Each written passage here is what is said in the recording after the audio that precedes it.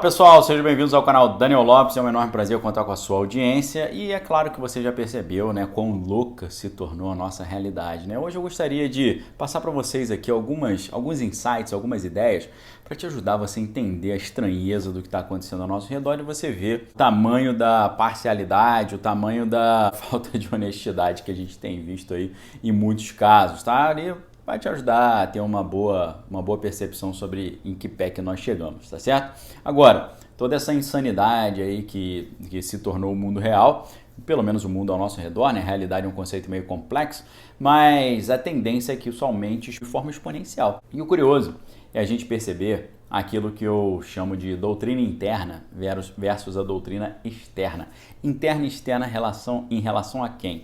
Em relação ao Império Vermelho. O Império que quer impor aquela visão de mundo vermelha que você conhece muito bem. E aí, a gente vê que há uma grande distinção na doutrina que o Império Vermelho aplica dentro dos seus próprios domínios para aquela doutrina que ele estimula e que ele patrocina e que ele incentiva nos outros países onde eles ainda não têm o controle pleno. Enquanto nas colônias desse Império Vermelho prega-se determinada doutrina ali, na sede do Império a gente vê que se prega exatamente o contrário.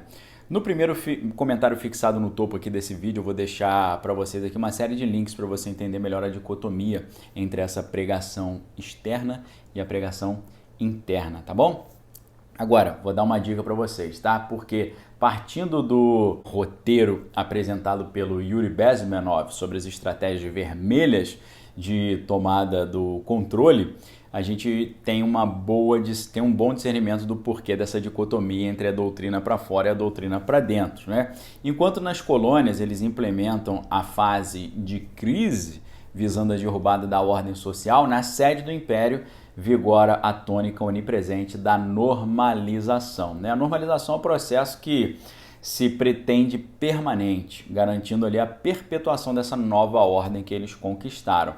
E é claro que isso tudo está ali no famoso livrinho lá do Carlinhos Marcos, o Manifesto do Partido Comunista, onde ele diz claramente no último parágrafo: nós, os comunistas, não temos a intenção de escondermos a nossa real intenção, que só pode ser atingida com a derrubada abrupta de toda a ordem social vigente. E para ajudar vocês a entender isso tudo aí, né, se você se tornar membro do meu canal, você leva aí o curso intensivo em 4 aulas, que é o Desconstruindo o Manifesto do Partido Comunista, sem falar nos livros que eu separei para você entender melhor essa situação toda, que explica muito bem aquilo que a gente está vendo acontecer no Brasil e no mundo hoje. Entre os livros indicados tem o Comunista Exposto, do Cleon Skousen, entre vários outros muito legais, e aproveita a promoção mais 50%, ok? Agora, pessoal, vamos para exemplos práticos aqui no Brasil disso que a gente está falando, né? Essa insanidade do mundo real, aquelas pessoas, os líderes achando que todo mundo é bobo, que todo mundo é fácil de enrolar, contando um monte de groselha, um monte de lorota e achando que a galera vai cair nessa historinha. Mas nós vemos na realidade, hoje na prática, como é que isso está funcionando. Por exemplo, hoje a gente vê apenas não uma disputa só pelo monopólio da fala, mas pelo monopólio da virtude. Monopólio da fala, inclusive, é o nome de um professor que foi meu professor lá na Escola de Comunicação da UFRJ, o professor Muniz Sodré, escreveu um belo livro chamado Monopólio da Fala, bem interessante para a gente entender essa dinâmica do poder no mundo hoje. Mas eu acrescento que além desse monopólio da fala, que rompe a isegoria grega, né? A isegoria grega era todo mundo tinha o direito de falar, né? Mesmo direito de fala para todos. Agora, além desse monopólio da fala que atropela a isegoria, a gente tem agora o monopólio da arete, né? Arete, a virtude. Escreve areté, né, no grego, mas fala arete.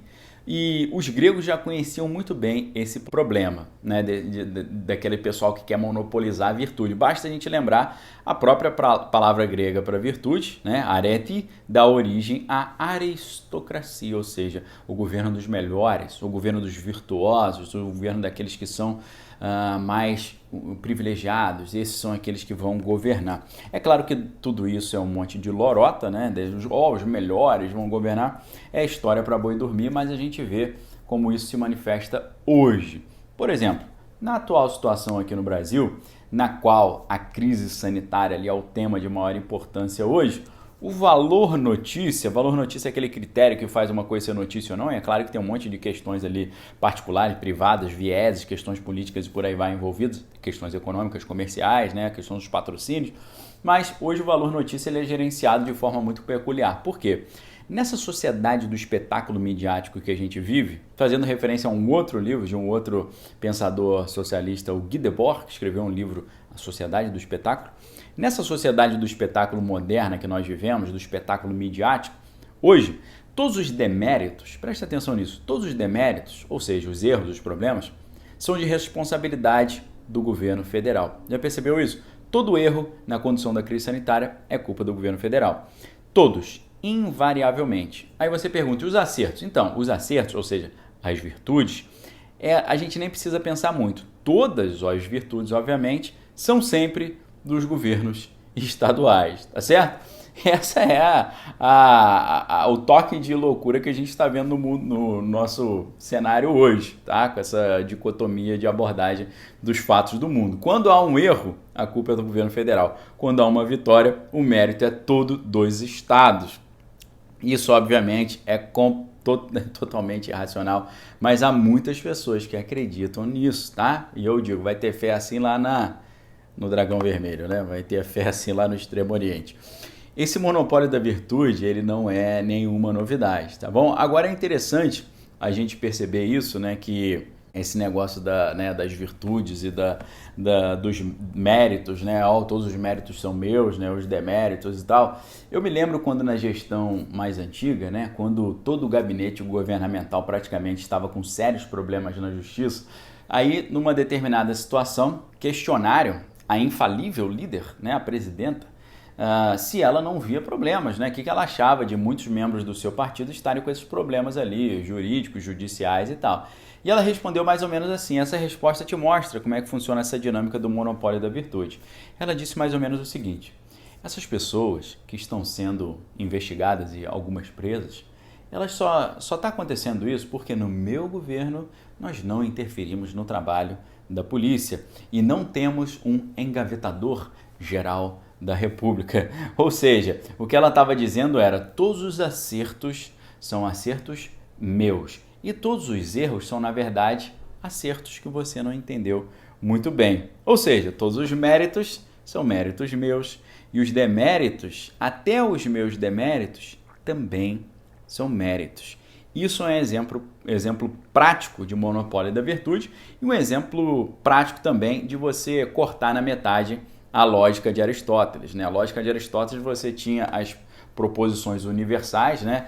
Todo é e todo não é, ou nenhum é, todo é ou nenhum é, todo homem é mortal ou nenhum homem é mortal, isso é uma máxima universal, ou você tem aquelas proposições existenciais, algum homem é ou algum homem não é. Tem um que é, tem um que não é. Não, eles cortam a existencial, ou seja, algum pode ser e outro não, eles só pensam em totalidades, ou seja, todos os acertos são acertos meus e todos os deméritos são deméritos, se for demérito é dos outros, porque se foi meu, ele é na verdade um acerto que você não percebeu muito bem.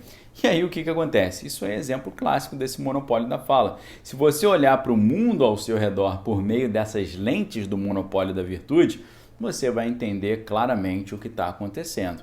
Não importa o que acontecer. Você pode ver no noticiário hoje, tá todo mundo aí falando de quem que está fazendo o imunizante nacional. A gente já descobriu que o imunizante que falaram que era nacional, os americanos falaram não, fomos nós que fizeram, e fica nessa, né? Quem que está certo, quem está errado. Ninguém está falando de Fiocruz, né? Porque Fiocruz, independente de ser uma tecnologia, um conhecimento nacional ou não, está caminhando rapidamente para ter produção própria. Independente se foi inventado aqui ou não, o que importa no final das contas é a gente ter condição de produzir sem ficar dependendo de comprar dos outros. Isso a Fiocruz já está chegando lá há muito tempo. Enquanto as pessoas estão falando, esse imunizante que o governo está apresentando só vai ficar pronto lá para o ano que vem. E o da Fiocruz? Não foi criado aqui, não foi inventado aqui, é uma tecnologia estrangeira, mas o que importa é a autonomia na produção. Vocês vejam como é que eles desviam o olhar, manobrando muito bem aquela ideia da distração, né? Aquela ideia do diversionismo e também, por que não dizer, a estratégia da desinformação. Tá bom, pessoal? Cuidado, porque a gente está vivendo não só o monopólio da fala, mas o monopólio da virtude. E quem diz que todos os erros são seus e eu só tenho acertos, essa pessoa está completamente descolada da realidade. Ok, pessoal? Fique com Deus, examine todas as coisas, retenha o que é bom e a gente se vê em breve aqui no canal Daniel Lopes. Valeu, um abraço para todos.